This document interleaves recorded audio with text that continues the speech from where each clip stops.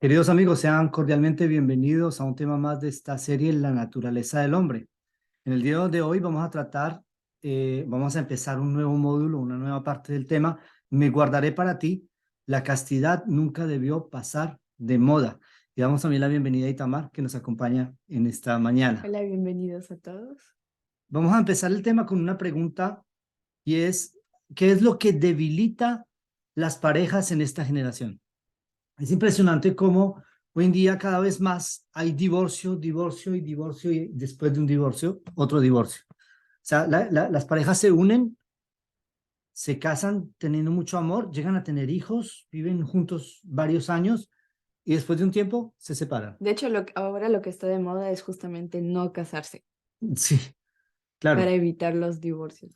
Entonces dicen, bueno, no me caso, igual, No estoy igual. ligada, no Sí, estoy ligada a nada. sí.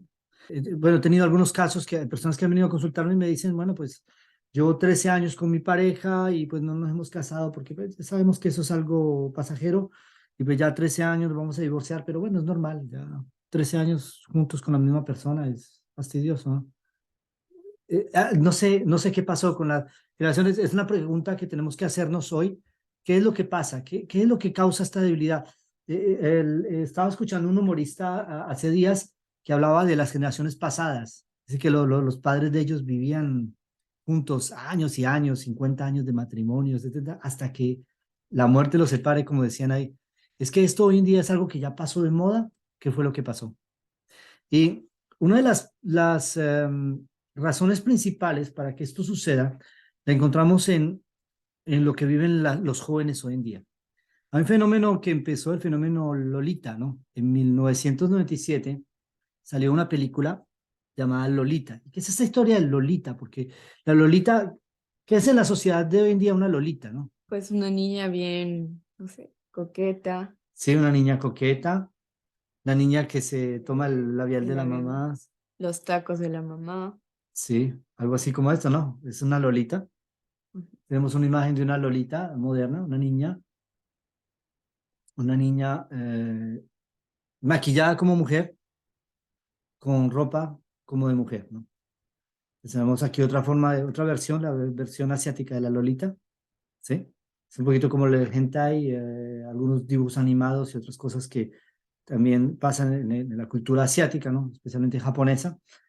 La Lolita es una niña, pero que es una niña hipersexualizada, es decir, es una niña con carácter sexual como el de una mujer adulta. Aquí tenemos también otras imágenes de las lolitas, ¿sí? Fenómenos muy comunes hoy en día. Y nos damos cuenta de que muchos padres han criado a sus hijas con el modelo de la lolita. Que les compran maquillajes, Claro. que el labial, que Hay, un, esmalte para las uñas. hay inclusive marcas de productos de belleza, perfumes y todo eso con el término lolita, ¿sí? Pero bueno, no vamos a hacer publicidad de ninguna marca, pero eh, esto lleva a un fenómeno que se llama la hipersexualización de los jóvenes. Ahora, no son solamente las niñas, sino también los jóvenes, los niños, ¿sí? ¿Qué es esto de Lolita? ¿De dónde salió esa historia? ¿Ok? Entonces, para entender el fenómeno Lolita, tenemos que hablar de su autor. Es un libro que fue escrito hace mucho tiempo por un hombre llamado Vladimir Nabokov. ¿Y quién es Vladimir Nabokov? Es un autor ruso, él es de origen ruso, pero él fue, digamos que se exilió en la época en la que la nobleza rusa fue perseguida y él estaba muy niño en esa época y se exilió en Inglaterra y él vivió en Inglaterra durante muchos años y llegó a ser profesor de letras en algunas universidades en Inglaterra. Y él escribe este libro, que es un libro en torno a la historia de un hombre adulto, un hombre mayor y una niña de apenas 12 años. ¿Sí? Y esto es un amor, entre comillas, un amor imposible. Era de otra época. En esa época no se hablaba tanto de la pedofilia, ¿no? Y sale este libro, y este libro realmente hablaba del drama de la pedofilia y el traumatismo que es para el niño, para el menor, esta experiencia. Pero en 1997 sale la película Lolita, que tiene el sello Nabokov como autor del libro, pero la historia es completamente desviada. La historia se transforma en una historia diferente. En la historia de la película es una niña hipersexualizada que seduce al adulto y no es una niña que es abusada por un adulto. El asunto, los términos se cambiaron completamente. Y esto es debido a que el libro de Nabokov no fue publicado en Estados Unidos, fue prohibido, era restringido, y solamente en Francia lo publicaron, y la casa que aceptó publicar este libro de Nabokov era justamente una casa que producía obras pornográficas. Entonces, el público que se interesó en este libro lo leyó bajo el prisma de la aceptación de algo tan horrible como es la pedofilia. Y con el tiempo, la idea popular de la Lolita eh, fue transformada del original del libro a la versión actual de la Lolita, que es una niña hipersexualizada que va a seducir a los adultos. Y esto es completamente falso en la historia real. Entonces, hubieron varias investigaciones y, y hubo una periodista que hizo una investigación acerca de Nabokov, y yo les coloco aquí la referencia y la van a encontrar en el vínculo de este video, si ustedes quieren ir a consultar el libro, ¿sí? Y es la verdadera historia de Lolita, ¿sí? Y ella se da cuenta de que Nabokov se inspira de una historia real. Y la historia real es bastante sórdida, ¿no? Él relata la investigación que inspiró la novela y asegura que Vladimir Nabokov conocía bien el caso e incluso tomó notas sobre el suceso. Y eso es un crimen que ocurrió en 1948 y la niña se llama Sally Horner. Una niña de 11 años fue secuestrada por un hombre que se llamaba Frank LaSalle, quien la obligaba a tener relaciones sexuales con él. Bueno, cuenta la historia de que él se hace pasar, la niña cometió un error, la influencian para que sus amigas, para que un rito de aceptación en un grupo, tenía que ir a robar algo en una tienda. Y ella va a una tienda y se roba una billetera y este hombre la ve. Y a la salida le dice, bueno, yo vi lo que usted hizo y yo soy un agente del FBI, se hizo pasar por un agente del FBI y usted va a tener muchos problemas y se la llevó, pues, entre comillas, arrestada. Y después le dijo que si no quería tener problemas, tenía él le iba a dejar ir, pero que después tenía que volver a entrar en contacto con él y que le iba a pedir un favor. Y finalmente la convence de que tiene que mentir a su madre diciendo que él es el papá de unas amigas y que la va a llevar de vacaciones a un lugar. Y el hombre finalmente convence a la madre de esta niña y se la lleva y la secuestra y la viola durante años. Y esto es una historia horrible, ¿eh? Entonces, la verdadera historia de Lolita es una historia del abuso sexual de menores. Entonces, es sorprendente que en la sociedad de hoy en día Lolita se convierta en una referencia de educación de las niñas y de los niños, porque hay la Lolita y el Lolito. Sí, de verdad que sí hay. Es impresionante porque también los niños, los niños se les enseña que tienen que vestirse de cierta manera, que tienen que tener ciertas actitudes. Es una cuestión de hipersexualización de la sociedad hoy en día. Y hay otros tantos fenómenos que van en torno a esto. Detrás del fenómeno Lolita y de este fenómeno de hipersexualización de los jóvenes, va también toda una cuestión comercial, ¿no? Las marcas de ropas y artículos para niños también van en ese sentido, las muñecas con las que juegan. Por ejemplo, la muñeca Barbie, ¿sí? Es uno de los elementos de Hipersexualización. hipersexualización. E inclusive es una de las bases más conocidas acerca del fenómeno de la anorexia. Muchas niñas han llegado a la anorexia inspiradas por la imagen de De Barbie. Barbie. Sí. Porque el hecho de la contemplación de este objeto que representa a una mujer, entre comillas, perfecta, realmente si uno ve una mujer que se parece a una Barbie, corran porque parece un monstruo, es horrible. O sea, la vida real, la Barbie no es una imagen humana real, es una imagen humana realmente muy deformada. Y las niñas quieren parecerse a Barbie. Y el Ken es igual, ¿sí? Entonces, hoy en día a los niños desde muy pequeños se les mete en la mente un estándar social de la sexualidad que no es real, no corresponde a la realidad. O sea, ustedes ven, por ejemplo, hoy en día las modelos ya les exigen que no pueden tener menos de cierto peso. Sí.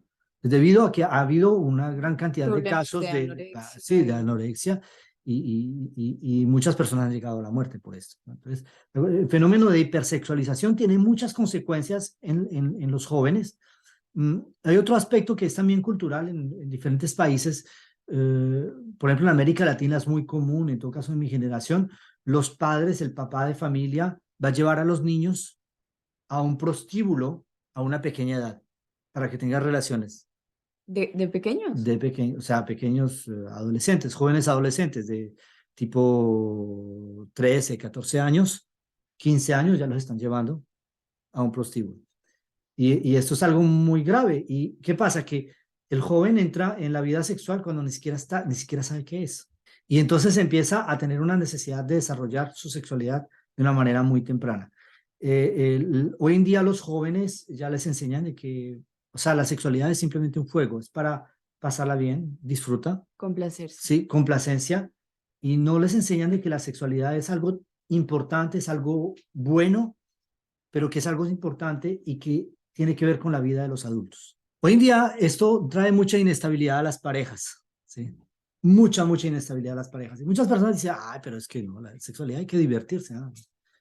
El problema es de que es un juego peligroso. La sexualidad, si la sexualidad no fuera algo importante, no traería las consecuencias que trae hoy en día. ¿Cuáles son las consecuencias que puede tener el vivir la sexualidad cuando no se tiene la madurez ni la estructura familiar para vivir esta experiencia? Una de las primeras cosas que puede obviamente pasar es si la chica se embaraza, pues ¿qué va a hacer con el bebé? Claro, los embarazos, las madres solteras, Madres solteras. Los padres se vuelven aún más irresponsables. sí. ¿Qué otra consecuencia? Pues en la infancia de ese niño, porque va a tener padres que no tienen la madurez para educar. Había leído un artículo que decía que crea generaciones deficientes, Sí, emocionalmente deficiente. emocionalmente y moralmente deficientes. Sí, hay lo que se llama la crisis de valores, ¿no? Sí. Sí, la crisis de valores que nosotros vivimos en la sociedad hoy en día es debido a la inmadurez de los padres de la generación anterior, Y también crea mucha inseguridad, por supuesto. mucha desconfianza. Sí. Y vamos a ver aquí a continuación de que esto puede crear también un fenómeno de introspección, de egoísmo, ¿no? Entonces, hoy en día la sexualidad para muchos es una cuestión de diversión, pero es una diversión peligrosa, pero también puede estar el asunto de no solamente el embarazo, sino también las enfermedades sexualmente transmisibles. Normalmente la especie humana no debería de tener este tipo de problemas, normalmente. Normalmente. Normalmente no deberían haber. Pero, ¿cuál es la mejor solución para evitar las enfermedades sexualmente transmisibles? Es el sexo solamente en el matrimonio Y con una sola y con persona. una sola persona, obviamente. Entonces, esto para muchos lo que están escuchando aquí pueden parecerle esto puramente moralista, pero se van a dar cuenta de que esto es lo que le da estabilidad a la pareja humana. Miren lo que dice este texto, Mateo 5, 27 al 28. Y dice, oísteis que fue dicho, no cometerás adulterio. Pero yo os digo que cualquiera que mira a una mujer para codiciarla, ya adulteró con ella en su corazón. Es un texto que no le gusta a más de uno. Y usted ve la foto. Es algo que pasa Sí, todos los días. es terrible, ¿ah? Mira la cara de la chica que es su pareja. Sí, pero ¿y qué pasó? Lo que pasa es que la mayoría de los muchachos se ponen en pareja y como han tenido tantas experiencias sexuales con diferentes personas, no dejan de comparar. Es decir, bueno, este está mejor aquí, este está mejor. Es como un concurso. Entonces, ¿qué pasa? Que el compañero o la compañera ya no es más una persona, es un objeto. Como por ejemplo, hoy en día cuando compramos cosas en algunas tiendas en línea, Se compramos comparan un los artículo, precios, la calidad. compramos el artículo, compré esta regla, bueno, está perfecta, así transparente, la uso, Ah, se le fue el color rápido. No, no importa. Ok, lo voy a regresar. Compro otra. Eso es lo que, ese es el uso que damos a los objetos hoy. Hoy en día hay tanta facilidad para cambiar los objetos. ¿Qué pasa cuando la persona con la que compartimos nuestra vida se convierte en un objeto? Hacemos lo mismo. Ya está cansado, está mal geniado. Qué pereza. No va a conseguir otro que sea más tranquilo. La mujer empieza con la edad, todos tenemos cambios corporales, empieza a subir un poquito de peso. El hombre es que ya me da ganas, está gordito, no va a conseguir otro. Más delgada. Sí, la vecina está como más bonita, y entonces ya empieza a echar el ojo a o sea, y así se dañan las familias. Como este muchacho, la chica, su compañera, y pasa otra y dice, esta está como mejor, ¿sí ven? El comparar. Y el adulterio, muchas veces las personas llevan el adulterio al acto físico, sexual, entre dos personas, pero el adulterio va más allá. El adulterio va en el simple hecho de pensar. Ahora, cuando una persona funciona en este sentido, en este esquema, Itamar, ¿qué facultades están dominando su mente? Inferiores. Facultades inferiores. ¿Sí? Las facultades inferiores están dominando su mente. Y es lo que va a hacer que la persona, en lugar de mantenerse firme en su matrimonio, va más bien ceder a la tentación y acabar con su pareja. También acaba con su estima propia y con su voluntad, la fuerza de voluntad, porque... Sí. Y el respeto también, Vamos a decir que que acaba por tener respeto por nada. sí. Mire, yo les comento una situación que yo viví en un lugar de trabajo. Eh, Estábamos reunidos en la mesa, digamos, los primeros días que llegaba yo a trabajar, hice una reunión de bienvenida y todo eso. Y estábamos allí en torno a la mesa almorzando después de ese primer día de que nos estaban presentando la empresa y los nuevos compañeros, y eran personas nuevas que habían llegado allí. Y había un hombre allí que yo no retuve su nombre, de paso no lo vi más, me imagino que fue a otra región.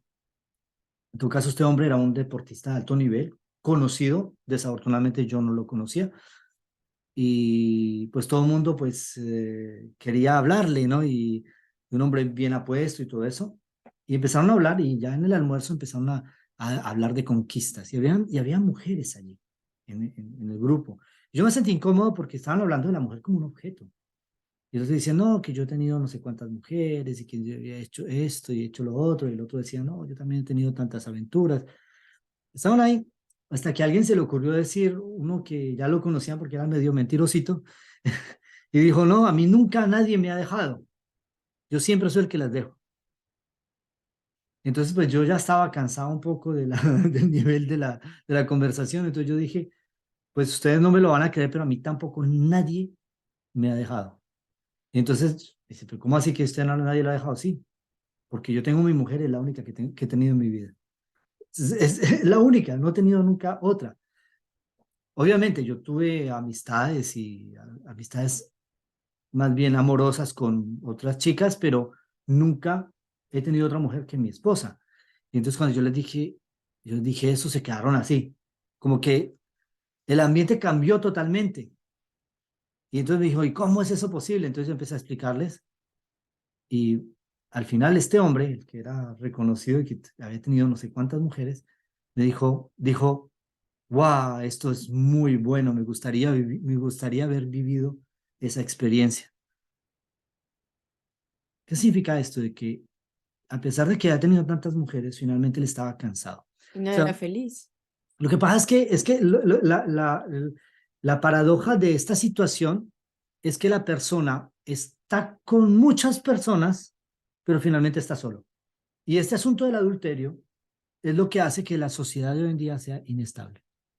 Ahora usted me dirá, pero es que hay que guardarse para la mujer, o la mujer tiene que guardarse para el hombre que va a ser el hombre de su vida. En el ideal de Dios sí Sí. es así. Y eso no es cuestión de puritanismo, no es cuestión de moralismo, es una cuestión práctica, psicológica. Es mejor. Aquellos que ya tomaron, cometieron el error y que han hecho otra cosa, pues tienen que seguir adelante, ¿no? Pero los jóvenes que nos escuchan, los niños y los padres que tienen niños, edúquenlos en ese sentido, para que mediante consejos, mediante, si es posible el ejemplo, obviamente, pero por lo menos consejo, mediante explicaciones, mediante el diálogo, les van a explicar la importancia que tiene el guardarse puro para la persona con la que van a unir su vida.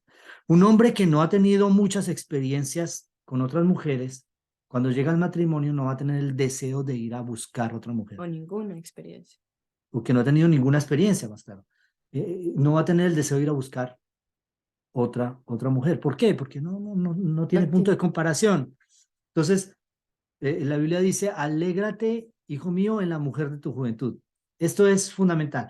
Entonces, hay muchas cosas que desvían a los jóvenes, y una de las cosas también que desvían a los jóvenes y que es bastante grave es la cuestión de las redes sociales, la tecnología, los medios, la pornografía, entre otros, cosas que van a desviar la mente. Yo quisiera invitar a Itamar que nos lea este texto que encontramos en Cartas a Jóvenes Enamorados, que es un libro de una autora cristiana llamada Ellen G. White. Okay. Dice, muchos jóvenes están ansiosos de obtener libros. Leen todo lo que cae a sus manos. Las historias excitantes de amor y las imágenes impuras tienen una influencia corruptora. Las novelas son ansiosamente leídas por muchos y como resultado su imaginación se contamina. Circulan frecuentemente para la venta fotografías de mujeres desnudas. Entonces, eso es una cosa tremenda. Pero ella habla, al inicio habla de novelas. ¿Cómo es que las novelas pueden influenciar la estabilidad emocional en el hogar? Porque se dan, o sea, no es la realidad, así, Sí, o sea, como digo, crean fantasías. crea un nivel de expectativa que Sí, es falso, que no corresponde a la sí, realidad. crea un nivel de expectativa falso y que no corresponde a la realidad. O sea, van a querer buscar ese modelo perfecto, entre comillas, en el hombre que va a compartir su vida, solo que no existe. Ujú. Entonces nunca van a ser felices, igual para los chicos. Yo a veces comparo el asunto de las novelas como aquel que tiene un proyecto de una empresa grandísima, de gran éxito. Quiere crear trabajo para todos sus amigos, toda su familia, quiere construir casas y todo eso, y para ello tiene que ganarse la lotería. Es exactamente lo mismo. Entonces, en las novelas obviamente es una situación artificial que inflaman la imaginación y muchas mujeres, claro, han visto la novela, el hombre que siempre está allí con un ramo de flores. Siempre está allí, es el príncipe azul. Y el príncipe Están azul, infatuadas por eso, y por están las enamoradas del novelas. personaje de la novela. Y cuando llega el esposo, yo, mija, ¿cómo le fue? Ah, pues ya cansado, estuvo duro el día. Ay, ay, ay. No sé, está así, pero no quiero ni hablar, no quiero ni hablar. Déjame, quiero prender la televisión, a ver, Ok. embrutecerme un rato, estoy cansado.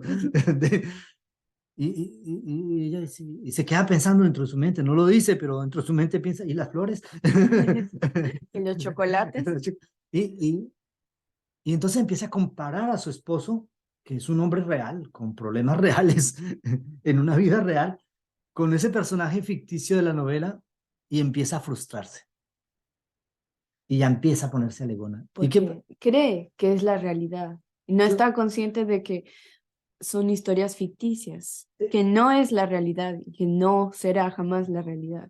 Es que ese es el gran problema de las historias ficticias, desde que llegamos a negar la realidad con la esperanza de que eso que nos enseña la novela o que nos enseña la historia se haga realidad. Y también eso empieza desde la más temprana edad con los cuentos para niños, que las princesitas Disney, que Sí. todo acaba bien. Y, la, y, Como que el la, final feliz, y las siempre. princesas Disney, en cierto modo, tienen mucho que ver con lo que estamos hablando. Sí, también con el fenómeno de Lolita. Hipersexualización, sí. Son pequeñas lolitas, ¿no? Y son niñas. Son niñas, pero en modo lolita. Entonces, esto es grave. Ahora, además de esto, viene también no solamente la cuestión de leer las historias, sino también las imágenes pornográficas. ¿Qué impacto tiene la pornografía en los jóvenes, que sean niños o niñas? Pues crea falsas expectativas también. Crea falsas expectativas, exactamente. Uno, la mente del joven, la mente de la niña no está preparada todavía para este tipo de experiencias. Segundo, en la pornografía, tanto el hombre como la mujer son objetos sexuales, el uno del otro. Es decir, son dos seres que se unen físicamente, pero que su alma está separada, porque cada uno está en búsqueda de su deseo, pero no hay una forma de unión espiritual, no hay el aspecto romántico. ¿No has visto que la pornografía, en las historias de pornografía siempre llegan personas que ni se conocen y tienen relaciones sexuales como animales y se separan y van y consiguen otro? Es todo un desorden. Entonces, la mente de las personas llega a desviarse y a desajustarse en cuanto a las relaciones sociales. La pornografía va a ser algo que va a destruir a término la relación de familia, porque el hombre pierde su capacidad de sentir amor y deseo por su pareja a causa de estas imágenes. Y lo mismo sucede con las mujeres. No crean que solamente los hombres ven pornografía. Yo he discutido con muchas personas que han venido a consultar y ustedes estarían sorprendidos de la cantidad de casos de mujeres que también ven pornografía. Y en la pornografía, particularmente ciertos tipos de pornografía, la mujer no es más que un objeto de placer. Y muchas mujeres tienen ese modelo y conciben su rol en la sociedad solamente como un objeto de placer, lo cual hace que la existencia sea muy triste. La pornografía lleva a la soledad, pero sobre todo a la destrucción de su estima propia. Sobre todo si la persona tiene principios cristianos. La pornografía lo va a llevar a tener un sentido de culpabilidad bastante Alto. o profundo, sí, bastante alto. Entonces, Itamar, no sé si podemos leer el otro texto, por favor. Sí. Vivimos en una época en que la corrupción surge por todas partes. La concupiscencia de los ojos y las pasiones corruptas se despiertan por la contemplación y por la lectura. El corazón se corrompe por medio de la imaginación. La mente se complace en contemplar escenas que despiertan las pasiones más bajas y viles. Estas imágenes viles, vistas a través de imaginación contaminada, corrompen la moral y preparan a los individuos engañados e infatuados para que den rienda suelta a pasiones concupiscentes. Es decir, de que estas imágenes van a despertar algo que hay en nosotros. ¿Y eso que hay en nosotros qué es? Pues es el mal que es natural en nuestro ser. Nosotros, Facultades físicas. exacto, nuestras facultades físicas están conectadas con nuestro cuerpo y a través de las sensaciones de nuestro cuerpo, unas con otras van a estimularse unas a otras, tanto nuestro cuerpo como nuestras facultades físicas.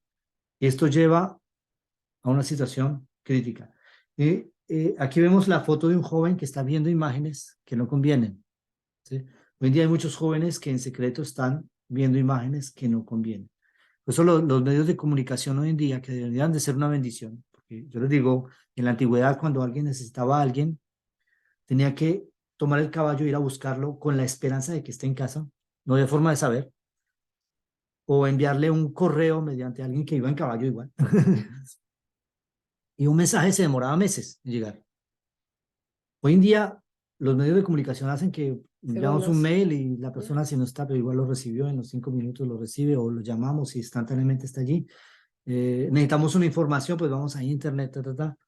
Puede estar, el correspondiente puede estar al otro lado del mundo. ¿Sí? Los que nos están viendo a través de la cadena de YouTube, esto es uno de las ventajas que tiene la tecnología hoy en día, que hace las cosas mucho más fáciles, pero que al mismo tiempo puede abrir las puertas para cosas muy malas. Y tanto jóvenes como adultos están tentados a caer en esa trampa. Y es una trampa mortal que destruye la estabilidad mental, destruye el ser interior, destruye la familia, ¿sí? Destruye nuestra estima propia. Y la Entonces, relación, pues, que tenemos con las otras personas. por supuesto. Entonces, esto es grave. Yo quisiera mostrarles dos modelos aquí ya para terminar. El primero es un modelo equilibrado y el segundo es un modelo desequilibrado y cómo la hipersexualización impacta el desarrollo social del ser humano. Entonces, vamos a definir la vida en tres etapas fundamentales, ¿no? Entonces, la infancia, la adolescencia y la edad adulta. Ustedes pueden ver aquí en la mitad como que hay una periodo de transición que no está claro entre la adolescencia y la edad adulta, porque esto depende del desarrollo personal de cada uno, por eso no quise colocar una línea definida. Y más o menos la vida conyugal va a llegar más o menos en esa etapa, ¿no? Puede ser un poco más tarde, un poco antes. Entonces, un individuo equilibrado, bueno, vamos a ver primero la línea para los dos individuos, el equilibrado y el desequilibrado. Entonces el equilibrado, ¿qué experiencia va a tener? Va a tener un desarrollo de la capacidad de empatía que va a ser progresivo. No hay ser más incapaz para la empatía que un bebé recién nacido. Para el bebé recién nacido, Egoísta. solo él existe. Él es el centro del universo. Él llora, pide, exige, porque todavía no tiene la capacidad de integrar al otro en la ecuación. No le es posible. Es inmaduro para hacer esto. Y a medida que el niño va creciendo, va integrando a los demás. Por eso que hay niños que cuando se ponen con otros niños, pues va a ir a empujarlo, le va a quitar las cosas. O no Se quiere pelean. compartir los No quieren compartir juguetes. los juguetes, porque la naturaleza humana es mala y nosotros tenemos tendencia a eso. Pero a medida que pasa el tiempo, y si la educación es correcta, ¿qué va a pasar? El niño va a desarrollar esa capacidad de empatía. Y esa capacidad de empatía le va a llevar a ser un adulto equilibrado. Entonces, después de esto viene el inicio de la vida conyugal, ¿sí? Y en el inicio de la vida conyugal, hay pequeño, poco a poco, va a empezar en la vida del ser humano, va a desarrollarse el deseo sexual. El deseo sexual es parte de la experiencia humana. Para muchas personas, cuando hablan de cosas espirituales, no pueden hablar de sexualidad, porque es algo sucio, es algo incorrecto. La sexualidad es parte de los dones que Dios nos dio, es parte de nuestras facultades. La sexualidad es fundamental en el funcionamiento de la sociedad, en nuestro funcionamiento como personas, en nuestro equilibrio psicológico.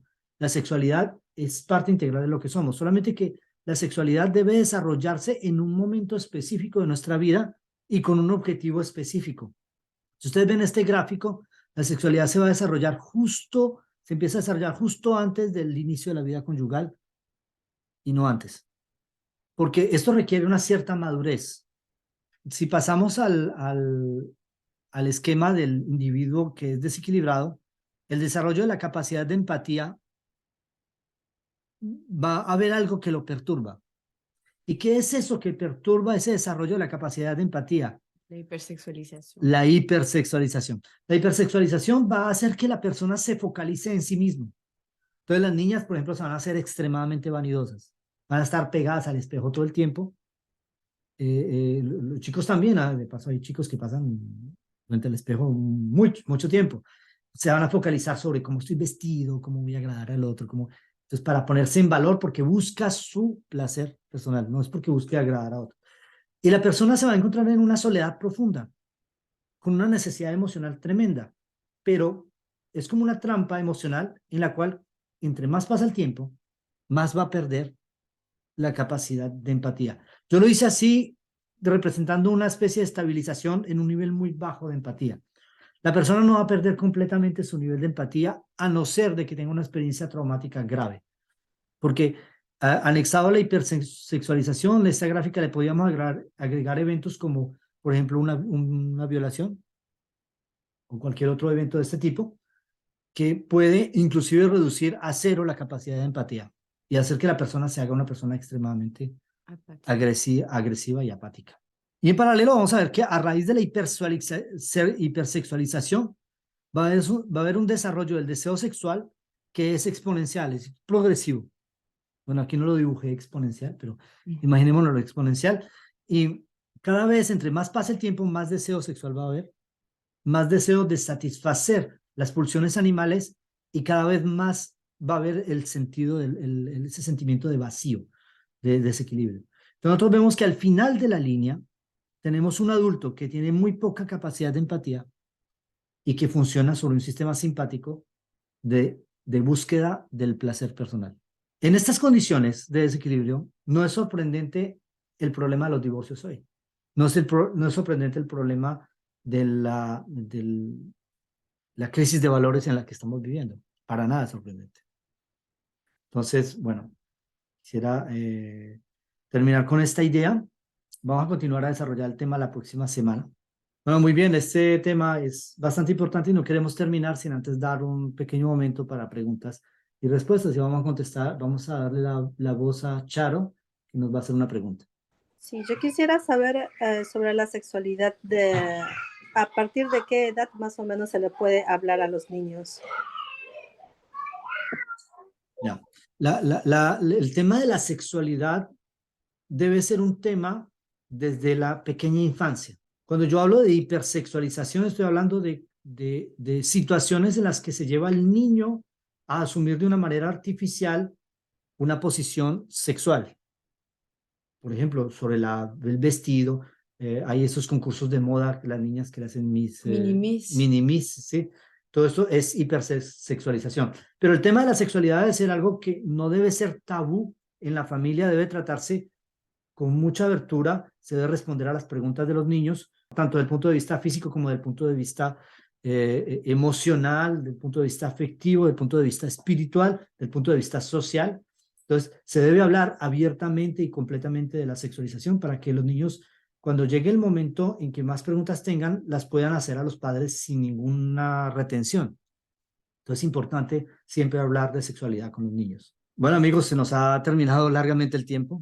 Les agradecemos por su atención y los invitamos la próxima semana a continuar con este tema. Una vez más, si este tema les ha parecido interesante, por favor, no duden en compartirlo con otros. Darle un like al tema en YouTube. Y bueno, que Dios les bendiga, que Dios bendiga su curiosidad y nos vemos la próxima semana. Bye, bye.